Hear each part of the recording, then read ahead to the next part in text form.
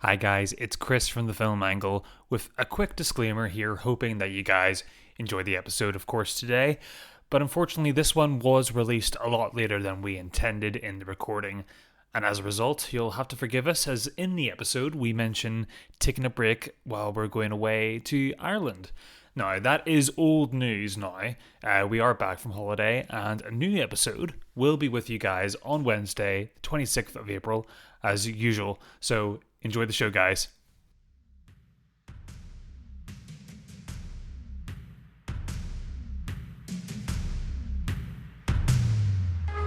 Hello and welcome to the Film Angle podcast. I'm Alex. And I'm Kris.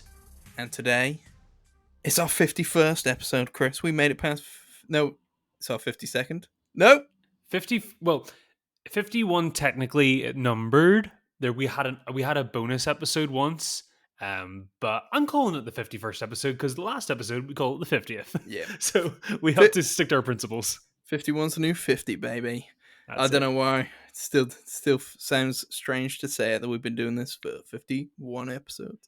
But to celebrate this, Kris and I are going on a little Film Angle trip to Ireland together. That's right. I know it was kind of impromptu. I don't think we this time last year we ever thought we would be doing something like that. But we're going to head to the motherland. I can't call it that.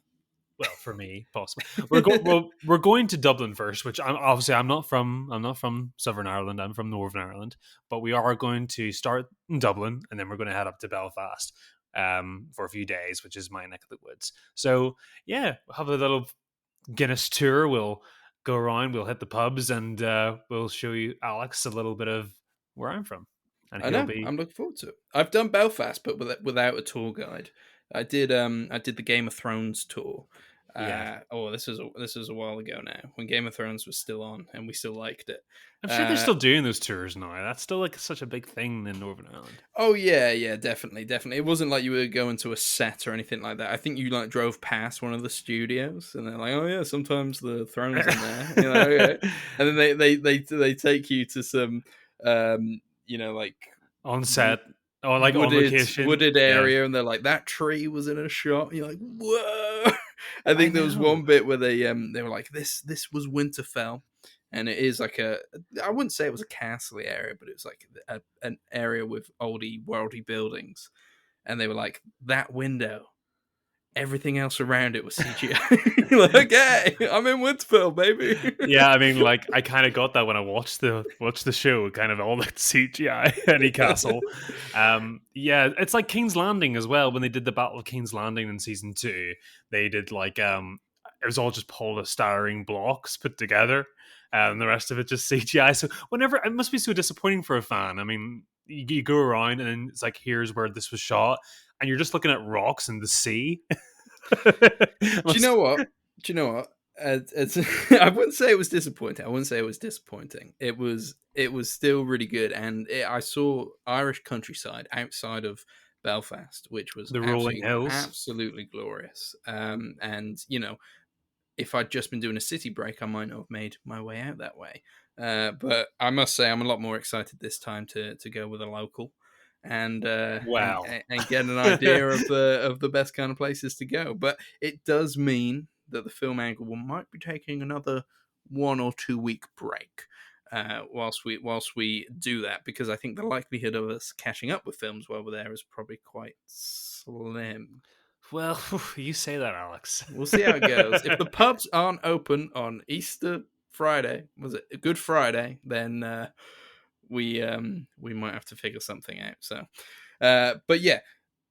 However, I'll make sure that I document the whole thing via social media. So make sure that you're following us on Instagram at the Film Angle, or on TikTok at the Film Angle as well. And I'll try to put some little things on there of us going around Ireland. And Kris, you can point out where things have been filmed, and we'll make it film related if need be. All right.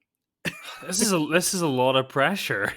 I mean, right. Let's put this out there now. I think I've been Dublin once, so let's pull it back a little bit on that one. Northern Ireland, yeah, I'll try. I'll try my best. I'll try to What, point what out some things. what's a good film set in Dublin? Trying to think. Like set in Dublin or actually Set in filmed? Dublin or film? Hmm. Wow.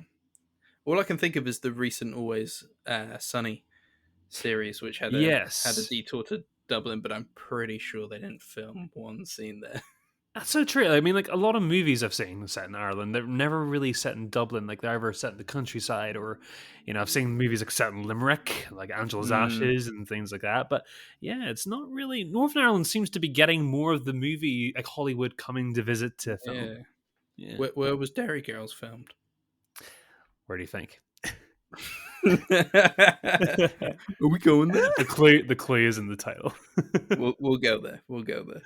Okay, we'll find time. We'll find time. Anyway, to prepare us for this Irish trip, we have recently watched a full Irish language film Yes. um, called The Quiet Girl, which was actually in the running for a Oscar in the international features in the most recent Oscars. And it is a film that I believe both you and I very much like, Chris.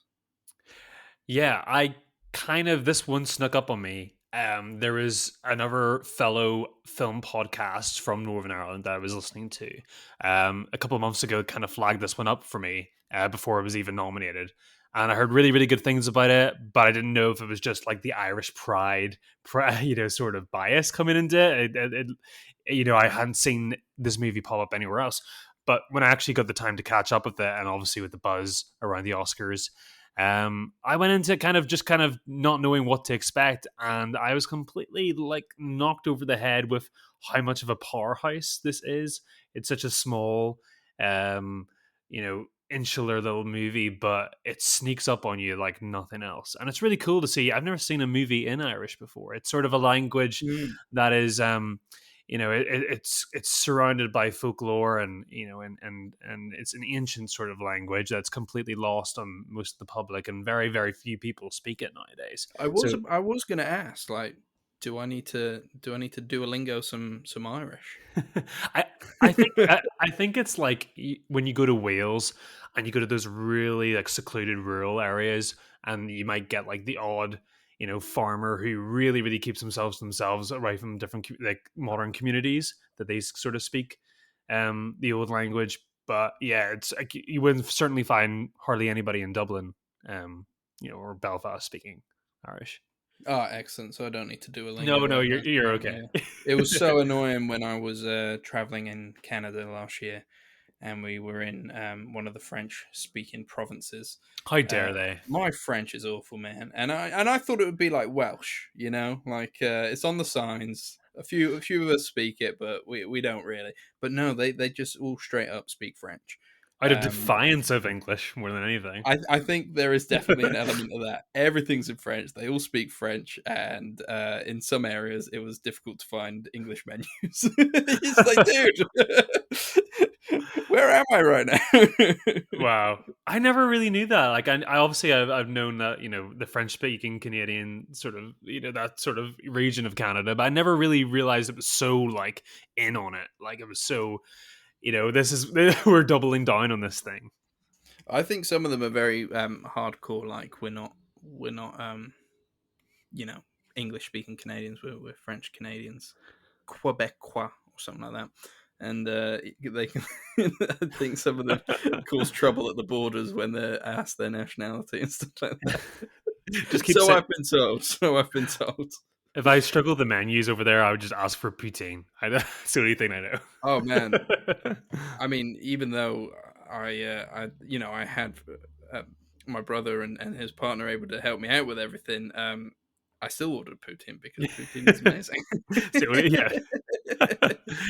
yeah. um, well, The Quiet Girl is set in 1981. The film follows a withdrawn 9-year-old girl who experiences a loving home for the first time when she spends the summer on a farm with distant relatives in County Waterford. I think it is. The film was nominated, obviously, for Best International Film at the Oscars.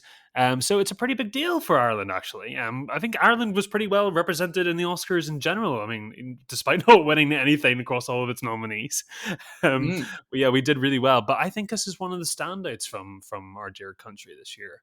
Um, it's sort of it's like a lean 90-minute film that really focuses on a young girl. She's really kind of introverted. She's kind of the product of a really large Irish family that sort of is struggling. The mother is struggling with kind of the upkeep of the kids, is kind of completely disappointed by her relationship with her husband, who is, gallivanting with another woman.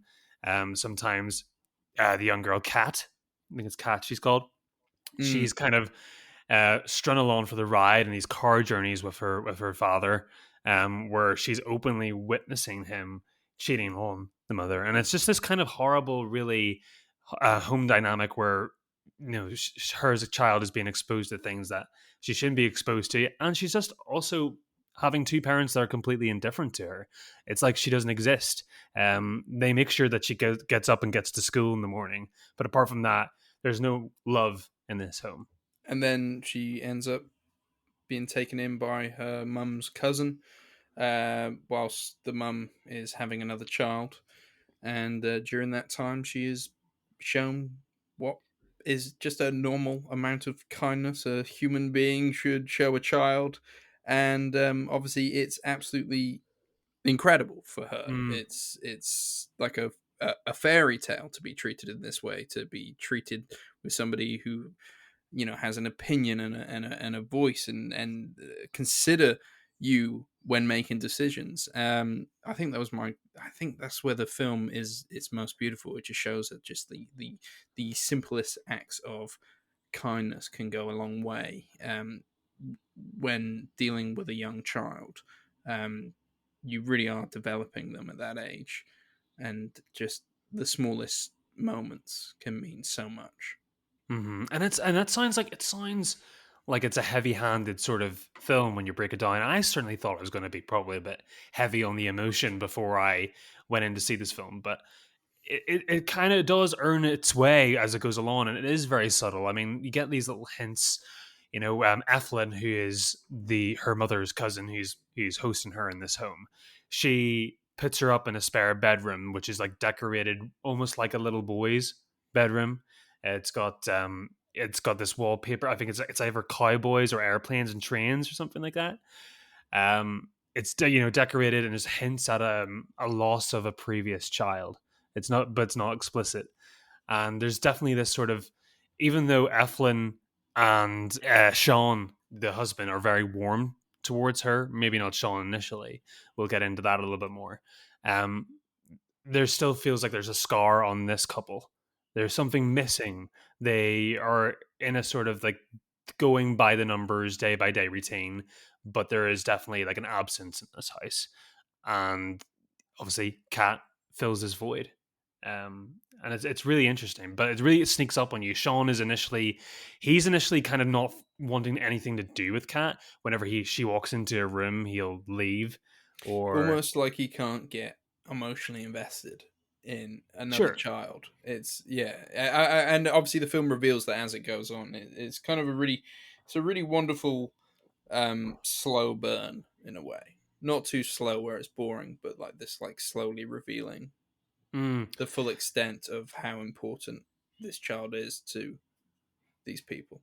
And it really captures that sort of like when a kid is their world is all they know is their own home life, and they bring towards any shame. Or there's an instance where she wakes up in the morning and she wets her bed when she's staying there, and her like instant reaction is like, I'm going to be punished for this. Mm. Instead, Eflin, she reads between the lines here, and she knows the home dynamic is probably not exactly what it should be, and she reads up on that. And instead, she treats her with kindness. The whole Sean and Kat relationship is really what kind of got me in this movie. Him sort of warming up towards her, and him slowly opening up and blossoming, and their relationship really fully forming. I thought the performances were just incredible. And that's really what the movie relies on. It's this trio, this dynamic, and it's really subtle hand played. And Yeah. yeah, I mean, when it comes to its sort of closing moments, um, it's kind of bittersweet. There's, I don't know if you want to get into that part of the story, if I'm kind of jumping ahead here a little bit, but Well, it's difficult, isn't it? Because it has a very emotional ending, and I don't want to reveal too much to people because I feel like this is a film that probably not many have seen yet. yeah. Um, but it does have a very sweet emotional ending, and I think I wept. I wept at the ending. You know, it's really beautifully well done, and it's really powerful, and just ties a really neat bow on what is kind of like a really sweet film.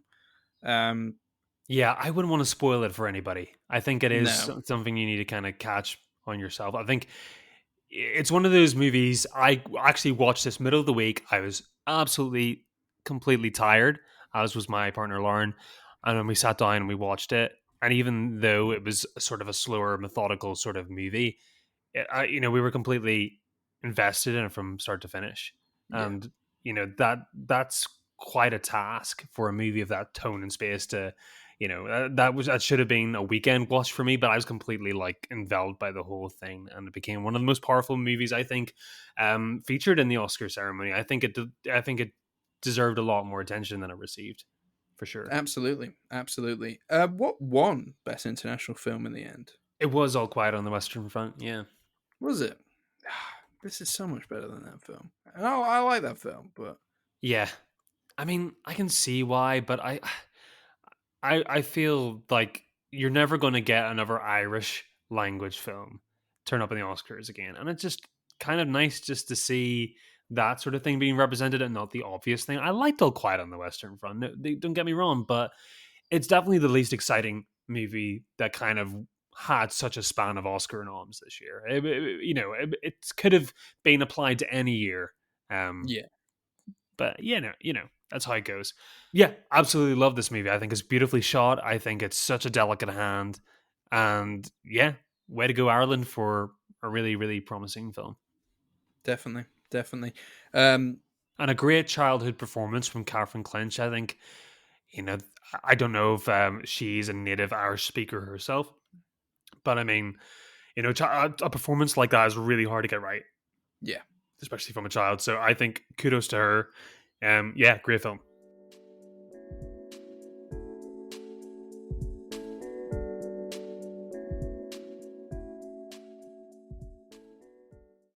So we have caught up on two more films in the BFI Sight and Sound Greatest Films of All Time list. Two more of our blind spots. What number And are we on now?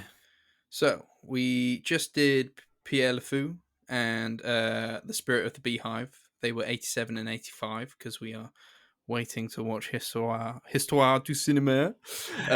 84 was Blue Velvet, a film we both love very Yeah. much. And now we're going to be talking about the British film A Matter of Life and Death, which is number 83, Okay. and Charlie Chaplin's classic Modern Times, which was 81. In between those is Sunset Boulevard, which we've both seen. One of my favorite films of all time, I'd say. Maybe we should have watched that.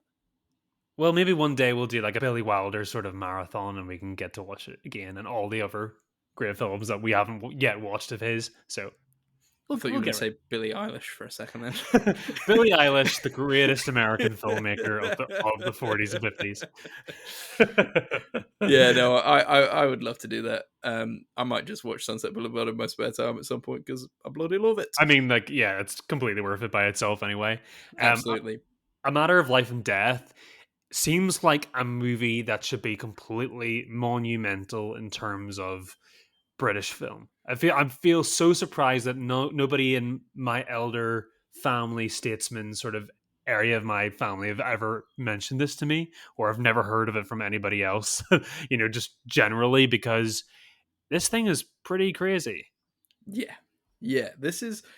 I was very surprised. I almost had to keep checking that this film was definitely made in 1946. Right? It Yeah. is it is an amazing looking film, and I mean I might be being ignorant here, Chris, but was Technicolor a big thing in 1946? Because I feel like a lot of the films that I watched from that decade are still very much black and white up until maybe the 50s. I mean, it was something that was really kind of reserved for the really big budget westerns, or certainly the Technicolor widescreen musicals. I mean, we Mm, obviously Wizard of Oz um, utilized it in '39, but even Wizard of Oz, everybody thinks that was the first movie to sort of use it. There were definitely movies using it before that too. yeah, But it was reserved for like, right, we're going to use this for something that's really epic. Um, and I think A Matter of Life and Death definitely applies to it. But I think it's apart from Wizard of Oz, I think it's where they use Technicolor to a really artistic extent, not just for the visuals. There actually is intent behind yeah. the choices, because this movie isn't all Technicolor; it's black and white as well. Yes, Um, yeah. It's almost reverse um, the Wizard of Oz, because apparently the scenes which are black and white were actually filmed in color and then had the color stripped out of them is that true for A Matter of Life and Death? for a matter of life and death. Right. Yes, Okay. yes. To be honest, after watching this film, I did a lot of like googling and researching You and went down the see what rabbit hole. I went down the rabbit hole. I was so intrigued. I was just like, this film is mad. Like it's a technical achievement. There are um I was surprised. I was taken aback from the first scene. Maybe we should describe what the film is about before I talk about the first scene. Um, but A Matter of Life and Death follows a World War II pilot whose plane is about to crash. His crew are all dead, and he knows he is also about to die. And he is on the radio to an American um, operator, I guess, Yeah. Yeah. whoever's picking up his SOS call, and he's letting them know that he's going down. He goes down in a fog, and he pops up again on a beach.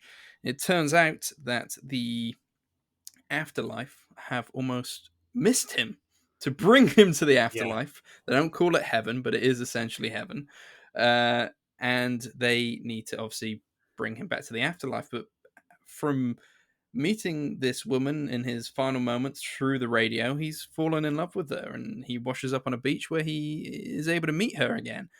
And he has to make a case with the afterlife as to why he should be allowed to stay on Earth. Hmm. And that's pretty lofty. But I was just like, in that first scene, there's a lot of close-up shots with inside the the airplane. Yeah. Is that something that took me straight away? I was just like, you do not see shots like this in films from this year. Yeah, and you can almost see, the flames sort of engulfing him before, obviously there's an element of trickery behind that. But any other sort of movie from this era that would focus on a pilot crash would just completely close up on his face and not let anything else be shown, because they would struggle with how to represent that on screen. But here, I actually got the feeling that this guy was, going to crash any single second, and there's a real sense of dread. But the way that David Niven just kind of plays it with this sort of old time British coolness, this Yeah, sort of I'll going down with a cup of tea attitude. yeah, yeah. Well, I guess this is the end here, darling. And what do you think's next, huh? I imagine I have all wings and Yeah, no, I mean taking it like an absolute champ, and it's actually such a, you completely get why June, the radio operator, completely just falls in love with him in this moment. yeah, She actually they end up she kind of declares her undying love for him as he crashes, and she's weeping yeah. as this It happens. So actively inspired the scene in Captain America where he is obviously having to put his it's a plane thing going down, super sci-fi the, plane World War II thing going yeah, down, and he's on the radio to Peggy. I Actively can see that. inspired that scene. I can see that. I think this movie does it better Oh though. yeah, it's not nearly as memorable. Not nearly as memorable. Um, Let's talk about the guy who actually his job is to pick up the sort of spirits or people who have lost their lives and take them to the spiritual sort of realm. He's called Conductor 71. So he's like this French like aristocrat guy. yes, So yeah, he for some reason he's a revolutionary sort of French aristocrat, but his job is to collect the bodies, and he missed Peter's body. So that's why Peter's still on Earth, and he wasn't transferred over. So they're literally doing the tally up, in heaven or in this sort of spiritual realm, and there's one person missing. There's one soul missing. So it's they got to go back and get the numbers right. But you're right. Peter's got such a he meets June again when he lands on the beach, and she's cycling back to her quarters after her night shift, and they fall in love, and they resume the relationship that they promised to each other as he was crashing down on the plane. And Conductor 71, the French aristocrat, he tries to lure him back and say, "Hey, come back with me, buddy." But like I say, Peter's having none of it. He has a really good case, you know. It wasn't my fault that I fell in love after you dropped me here. There's no reason why I should come here. It's nothing my fault. It's your error. Why should I suffer and June suffer for Mm. something that was beyond us? And then it becomes this. They get kind of entangled with this Dr. Reeves, who's a really interesting role in the movie. I really enjoyed his performance. That's Roger Livesey. He was really cool in this movie. He felt like he was out of his time when I was watching this. I didn't feel like I was watching the guy who was from the 40s. It made me like when I watched his scenes, I felt like I was watching like a 1980s sort of horror movie where I got this Mm. the expository doctor scientist guy. He leans into that stuff really really well. Yeah, he really does. He really does. Just the whole thing is so interesting because it's quite lofty, but in terms of its themes, and that feels quite daring after World War Two, Sure. um, to kind of face death so prominently. But it's almost as if it's none of the soldiers, because you have a scene near the very start where you see his crew going up the stairway to heaven. His alternate title, going up the stairway to heaven, and one of his crew is kind of waiting for him to also arrive in heaven. But heaven isn't seen as this. I keep saying heaven. They never mention it's heaven, but the afterlife is never seen as this scary thing. It's almost seen as the honorable thing, as in they've died a heroic death. That none of them are scared, none of them are upset. They're content with the fact that this is the next stage of their life. Yeah, And I yeah. thought that was a really interesting way to do things, and maybe kind of gave some solace to the families who were watching the film at this time, many of which in the world would have lost loved ones in World War II, and kind of maybe a sense of pride given Mm, to those who passed away. It is worth mentioning that I think there is a little bit of propaganda nature to this film. It was the final scenes are a massive courtroom drama, essentially in the afterlife, making the case. some of the most amazing like staging I've ever seen. Yeah, it makes it look as if it's this humongous setting, but it's all matte paintings and Mm. covers and all this kind of stuff. But apparently, the film was commissioned to almost like help with relationships between the UK and the US. So this is a UK film, and the court scene turns into a bit of a we're good in the UK because we're brilliant humans, and the American one of the American characters is like we're amazing in America because we do this, and they're like, oh, we should all get along, UK and the States. It's a bit odd. It works, but Yeah, it does work. when you find out that piece of information, you're like, oh, that's why that scene turned into that a little bit.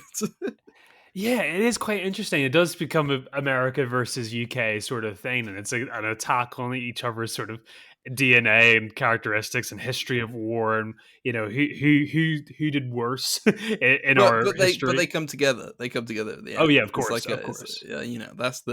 that's the It's kind of commissioned. like one of those big Star Trek sort of courtroom episodes that you get where they kind of get lofty in terms of recounting the histories of humankind and how we've moved on since then and how Mm, humans are. Yeah, it's very much like that, but it's really entertaining and like never. It's like edge of your seat sort of stuff at the same time. I just felt the backgrounds that you get in this scene, where you're basically, this courtroom is like a giant, the world's the biggest theater you've ever seen in the world. It's like the Gladiator Coliseum times 50. There's this panning out shot where we get from a, it's obviously like a model or a map painting, where it's just like fields and fields of people watching this tiny stage where everything's going on, and it just gives you the scale of what the afterlife is like. I think it was so impressive.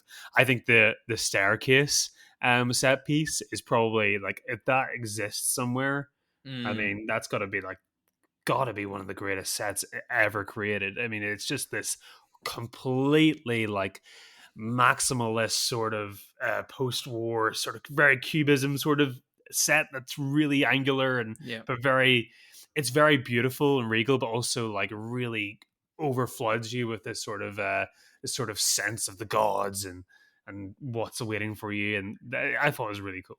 And it's moves. It's an escalator Exactly, essentially, that's exactly, yeah. and you may have seen it. It's been in or inspired other pieces of art. Wayne's World 2 has a Oh, scene of course. with a similar stairway.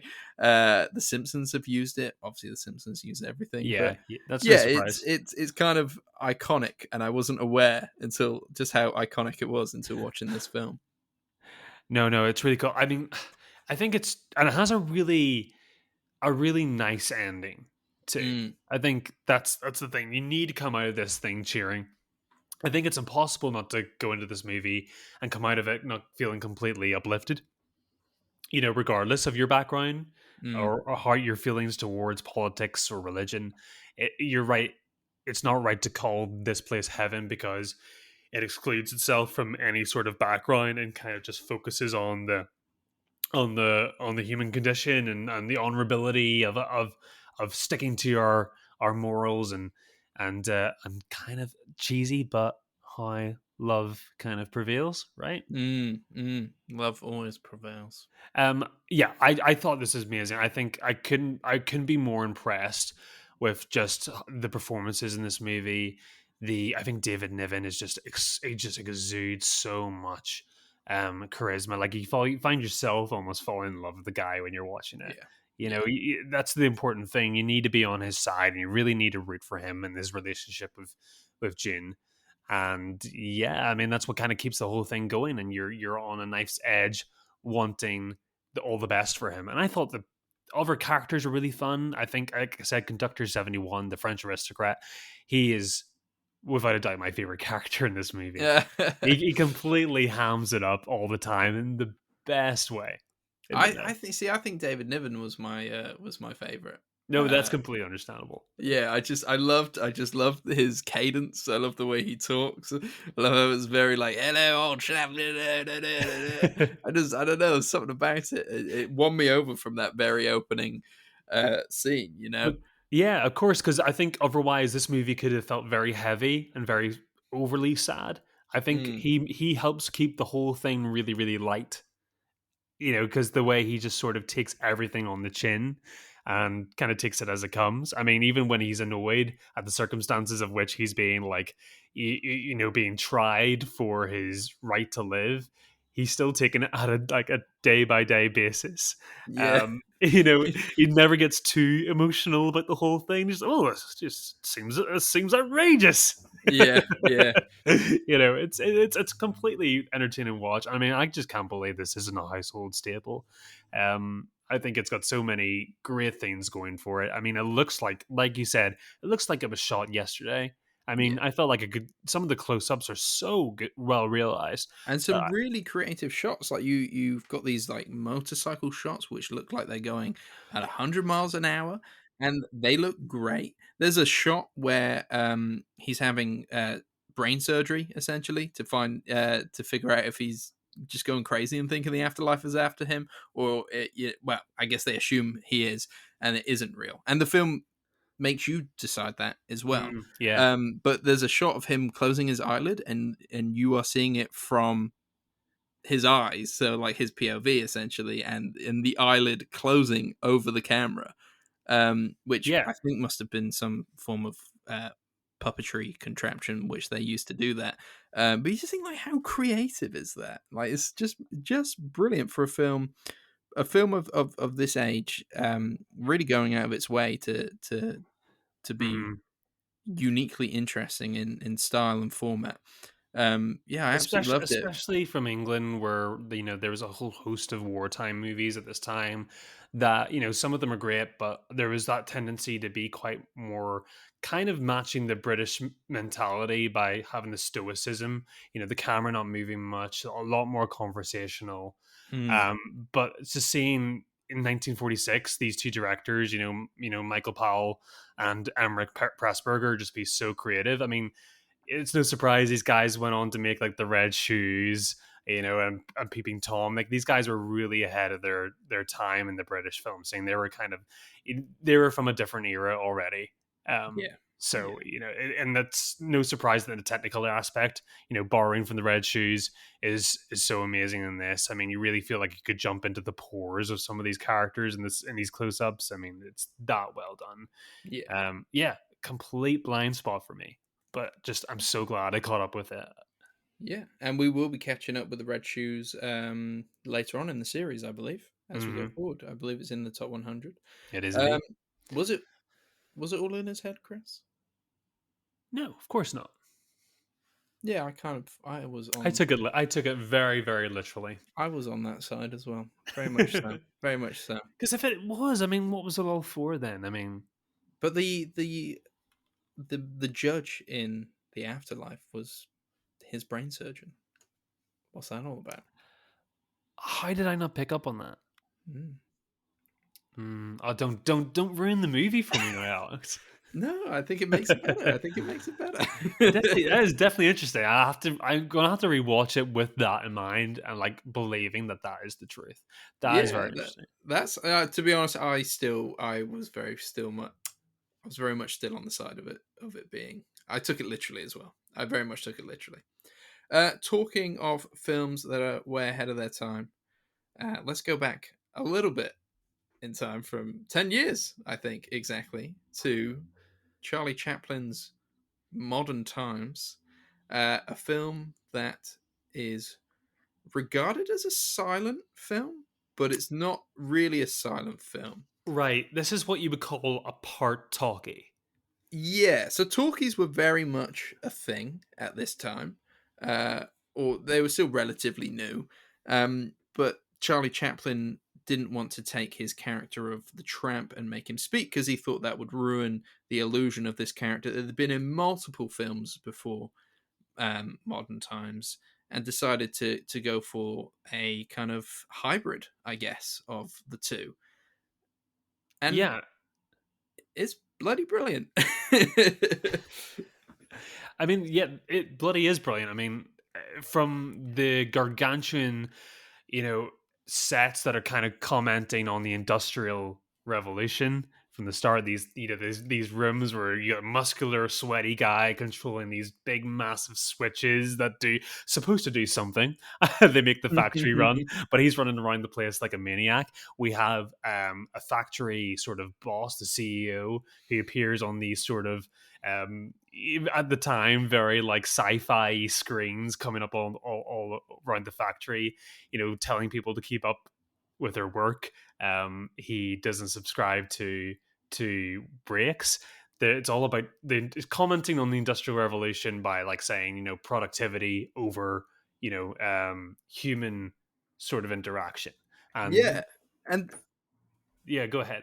well, I was gonna say, like, I was completely shocked by how almost anti. Well, not that it was anti-authoritarian, but the fact that it was like poking fun at this industrial complex and this idea that the humans, working class workers, are barely human. They are here for speed, for creation, and you use them essentially like rats or like ants. And you have a whole CCTV system from the boss who's cozily sitting away in his room as he spies on everybody and then tells them to work faster. and then obviously a whole gag later on with a autonomous food machine which helps feed the workers faster. Which I must say, Chris, I know the joke is obviously that it malfunctions, it's bad, but even if it was working, I don't see that catching on. Like, he still couldn't work while it was happening, right? He still couldn't work, but Well, the fact is, he would save precious minutes of him walking to the break room and back.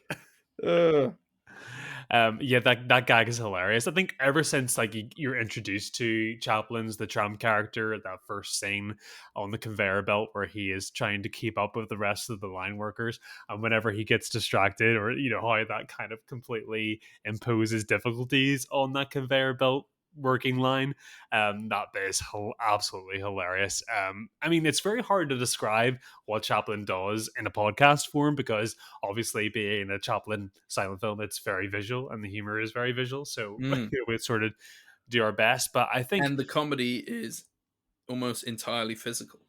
of course, it is. I mean, I mean, this is a later Chaplin, one of his later movies, Yes, really, yeah. in the character. So I mean, but the physicality that similar to when we were talking about, um, you know, the general um, recently. I mean, the physicality that these movies need to really become as immortal as they are is just something else. I mean, the movie is just so funny from front, but it's filled with things on Chaplin's mind. I mean, if you think about anything that he's done, like City Lights or The Great Dictator, there's always been a political message behind them, but without feeling like you're being hit over the head or you're given something that's really heavy.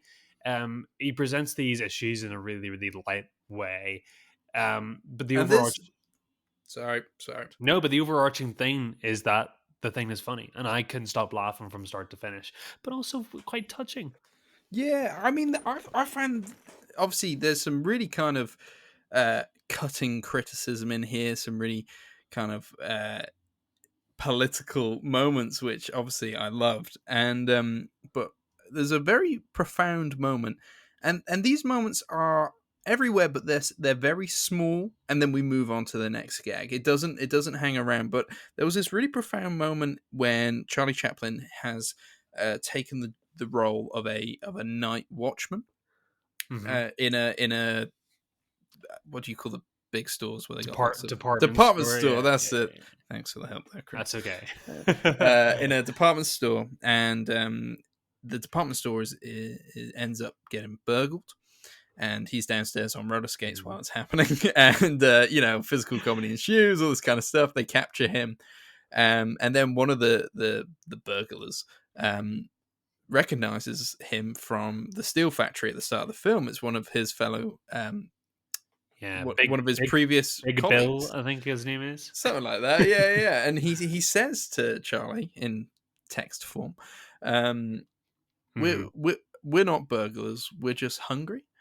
And he kind of, and there's this split moment where he's almost like breaking down Sure. to Charlie Chaplin whilst he reveals this to him, and it's this really kind of like gut wrenching moment where you're like, these guys just haven't got the means to live, and then it moves on, and you're like, oh, Yeah. there's this cutting commentary of the time of how workers are kind of just how workers are just kind of worked to the bone for little to no end, and it's just yeah, it was I thought that was a really profound moment, of a split second, Mm. and just it was those kind of moments that really made me fall in love with the film.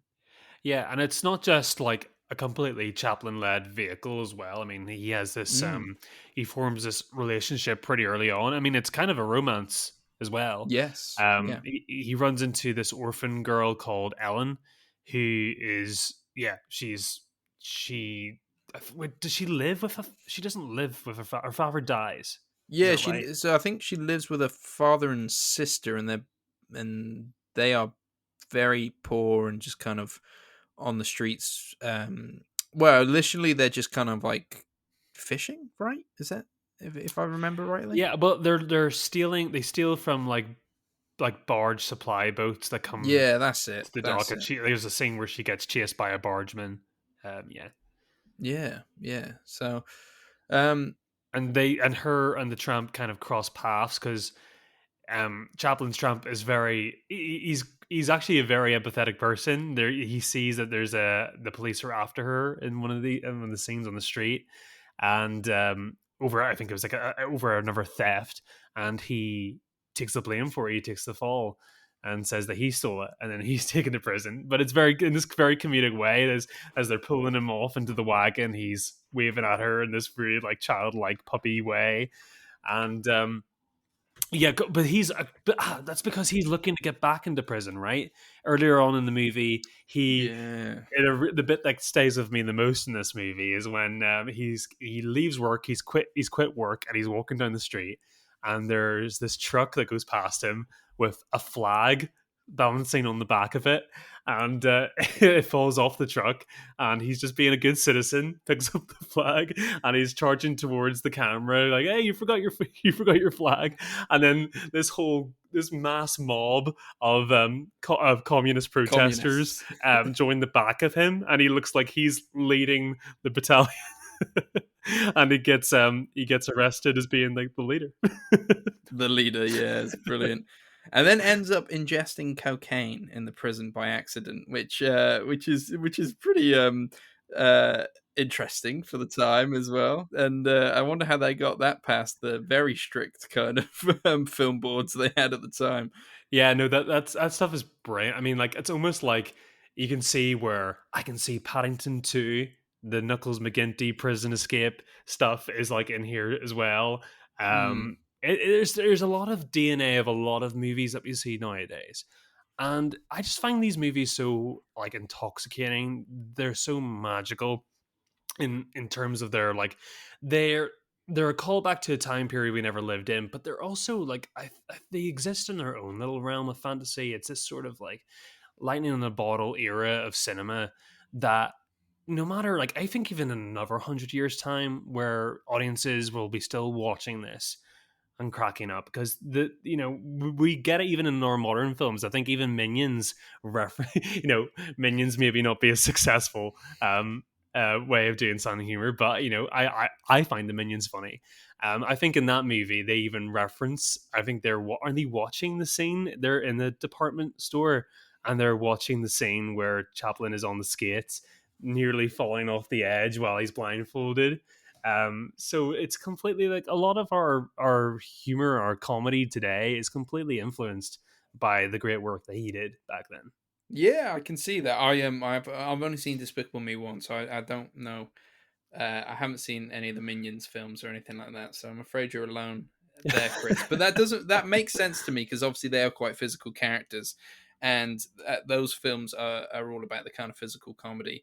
And it did make me think when I was watching this. I was like, I would not hesitate to show this to a child. Uh, I know I just said that he ingests cocaine in a prison, but it's done in a way that I think you can get away with. But like it is so much fun. I think the humor holds up in the same way that you could sit a child down and watch Mr. Bean. It's that kind of comedy. It's the comedy of errors. Like this, nothing goes right for this guy. He walks into a place and a plank falls on his head. He leans on a table and it breaks. All that kind of stuff. All these kind of like brilliant moments. Um, yeah, I loved watching it, and I just thought like it holds up really well. And I think I sometimes have a bit of ignorance in regards to like the silent era. Like I haven't seen a lot of films, but there's two films now within that era Hmm. that have completely won me over. And I with this one as well. I think it was many, like I'm talking like over 10 years ago now. Early days when you could have iPods and iPod Nanos and stuff like that. Pretty Sure. sure iTunes gave away Modern Times for like free 1 week or 1 month or something, Okay. and you could have it. And I downloaded it and never watched it. I just couldn't bring myself to watch it. I was It's probably ignorant. better. It's probably better that you watched it now on a really nice, crisp restoration than on an iPod Nano, though. It's true. It's true. Hey, the first time I watched my favorite film for the first time ever on an iPod Nano, I watched Eternal Sunshine of the Spotless Mind, and it did not bother me that I watched it on an iPod Nano. I completely fell in love with that film. I've never watched. I mean, like their heads must have been the size of your thumbnail. when you were watching? Oh yeah, I mean, like obviously you can't see on a podcast, but I'd have it right up to my face, under the covers. But like it all blurs into one big magical thing at the end. Yeah, I can't believe I used to watch films like that. I think But you got to start somewhere, and that was the best way to hide the fact that I was watching movies at the middle of the night from my parents. I was much less. I was much more explicit about about it when I used to get like I was in my bed at night. I had the TV on, and I hear the door open from my mom and dad's bedroom, and then I hear the creaking on the stairs. I'm like, shit. Turn this thing on, and then I pretend to be asleep as soon as she comes to the door, and I Uh, got it caught a couple of times, and it didn't end well for me. But as it shouldn't have because it was a school night. But I think it's worth mentioning in this movie too. The music is definitely is noteworthy. I think the romance theme we all know. I think it's one of the things we really associate with Chaplin is the Smile song, which is obviously was recorded by Nat King Cole later on, but um, this kind of plays in even modern films like Joker uses 2019's Joker uses this very heavily, but it just uses as sort of like a lingering string thing between both the Tramp and Ellen, and it's this love thing that's really beautiful, and you're like, and you forget, oh my god, it comes from this, it's such an infamous mm, piece of music. Um, yeah, I mean it's pretty cool. I mean, this is like the first film I think where Chaplin's voice is heard as well. yes, yeah, yeah. In song anyway. Yes, yeah, true. Where he's like he's just singing in gibberish. um, they the lyrics are like they're basically nonsensical, but they're kind of a combination of French and Italian. So I guess that's kind of like Minions in a way too. I mean, they kind of are influenced by that also. It keeps up that physical comedy nature because even though he's singing, like you said, the lyrics don't mean anything to you, but you get a sense of what he's saying Yeah. through the way he moves and the way he sings them and what he acts out whilst he's doing it is it's kind of genius in a way to break the illusion but not break it too much. Yeah, I funny when you were speaking there about the drug scene. I was just looking it up there, and it says online on the sort of on the Wikipedia page, it's saying the reference to drugs seen in the prison sequence is somewhat daring for the time, obviously. But since the production code established in 1930 forbade the depiction of illegal drug use in films, um, but it was just got past the censors basically. But Mm. he done it earlier on. He been showing drugs in movies ever since his first short film Easy Street that was released in 1917. So he was obviously like to push the boundaries a lot there. But yeah, you're right. I mean, it was something like kind of I'm so used to watching and desensitized in movies nowadays. Whenever I was watching it the other night, actually didn't even dawn on me how outrageous that must have been for the time. Yeah. There's so many things. I mean, these guys, like, you wonder how Charlie Chaplin lived a full blown life. The amount of stunts that they pull on a regular basis in these films. I mean, obviously, that's a map painting when he's skating in the top of that department store, and if it still has the effect of it, but just the regular stuff. I mean, he must have had broken bones on a daily basis. I Oh mean, yeah, health and safety wasn't what it is now.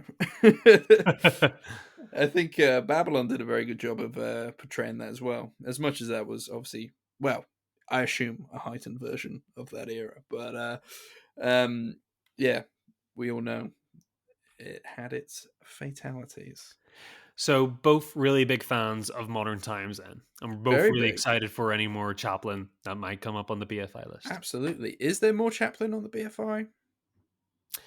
Is City Lights on there, I think? Is it? Just from a brief look, yes, it is. Excellent, number 36. So we got a little while to go, but I'm looking forward to seeing some more Chaplin. We're only in like 80 something at the minute. I know. Oh, Our next two films after this are Celine and Julie Go Boating, and mm. then Santiago, which is Santantango. the 7-hour Romanian film. So potentially, we're gonna So have to potentially figure a out 10-hour whether. podcast on the way. Yeah, because Selena and all right, so we got a few big ones coming up. Selena and Julie Go Boating, I think, is quite a long film. Might Yeah. be close to 3 hours. I'm not saying for sure. We've got A Brighter Summer Day, another Edward Yang movie. Yeah, the Edward Yang's predecessor to Yi, I believe. Yes. That's nearly 4 hours, and then obviously Santan Tango, which is 7 hours. And not to mention when we eventually get round to the aforementioned Jean-Luc Godard series as well. Maybe that should be Yes. the last thing we do. Have we mentioned on here yet? I can't remember. Maybe we have, maybe we haven't. The 9 hour Holocaust documentary. Yes, If we have, then I just keep going on about it. I no, mean, it's a way off. It's a way off. But I'm still kind of nervous how to I watch that know. one. I mean, like, we'll wait to see like how how it kind of does itself any service whenever we watch it. But when I see things at length, I'm like, surely like this not it shouldn't be. It's a TV show more than anything. I guess. I I guess guess. it's hard. We'll see. But We'll see. Maybe proven I wrong. know a lot of people can kind of, and it's come up again with John Wick 4 being nearly 3 hours long, and the director said, "You'll sit down and binge a TV show, just sit down and watch 3 hours of John Wick." Yeah, And by all so means, it Jimmy sounds like Cameron. John Wick um, deserves its runtime. I'm looking forward to whenever I catch up with that. Um, Yeah, but I'm really yeah, excited. struggle with a 7 and a 9. I reckon we'll see how it goes. We'll see how it goes. I mean, if anything, you can have the bragging right. When anybody ever asks you the longest movie you've seen, it's like 9 hours. Yeah, yeah. Anyway, I'm gonna go off and binge watch 9 episodes of Love Is Blind. So I'll see you in a bit. I mean, it is true. I mean, it's just finding the time and finding somebody who wants to sit down and watch it with you. Yeah, I don't think I don't know about you, but I'm definitely watching these solo. Same, same. It's like one of my precious Sundays is just going to be Yeah, devoted to a movie. yeah. How do you fancy spending on your precious day off, sitting down and watching a 9 hour documentary about the Holocaust with me? Oh, I think that'd be No, lovely. no. Oh Okay, man. sure. We'll endure anyway. We've committed. I've even though we're like 20 movies in, that's a fifth to me. That's at the end of the feeling of completion of me being I can die happy after this. So I'll feel like a whole person. I need to do this. We're gonna do it the whole way, even if it Yeah, takes us 50 episodes to do it. it's fine. It's fine. I'm not sure about dying happy. I need to do the 250, and then I have plans to do every Oscar-winning film, and then I have plans to do Mm, Edgar Wright's 1001 Films to See Before You Die. So I got some living to do. So. damn man. I mean, or every Oscar nominee ever, that ever existed. Ooh, I don't know if I could do every Oscar nominee. Yeah, Every there's Best Picture Oscar nominee. Is that what you're saying? no. I mean, you can't. Yeah, maybe that'd be a bit more reasonable. There's some stinkers outside of that list, I imagine. Yeah, I could do that because that could. Anyway, we're turning into a behind the Digress. scenes of the podcast. Hey, for 2025. I don't know. There's loads of scope. I mean, movies are a bottomless pit, so we'll get around to everything eventually. Absolutely. Well, we should probably leave it there, and let everybody get on their way. And we shall be in Ireland by the time. No, actually, won't be in Ireland by the time this one drops. But we'll be about to jump on a plane. Jump off a plane. No, I've done that before. Hmm. Don't need to do it again. Well, make sure to stay tuned to our TikTok on our Instagram page, guys. As Alex said, we should have some more interesting stuff for you there. We'll be keeping up to date with our film angle first holiday. Will we call it Yeah, the Ireland tour. the We're island? not Sorry, doing yeah, any venues. We are just going there. But if it's the if first any anniversary tour. yeah, if any venues listen to this podcast in Dublin or Belfast and want to do a film angle live, let us know. Absolutely. Don't know what we talk about.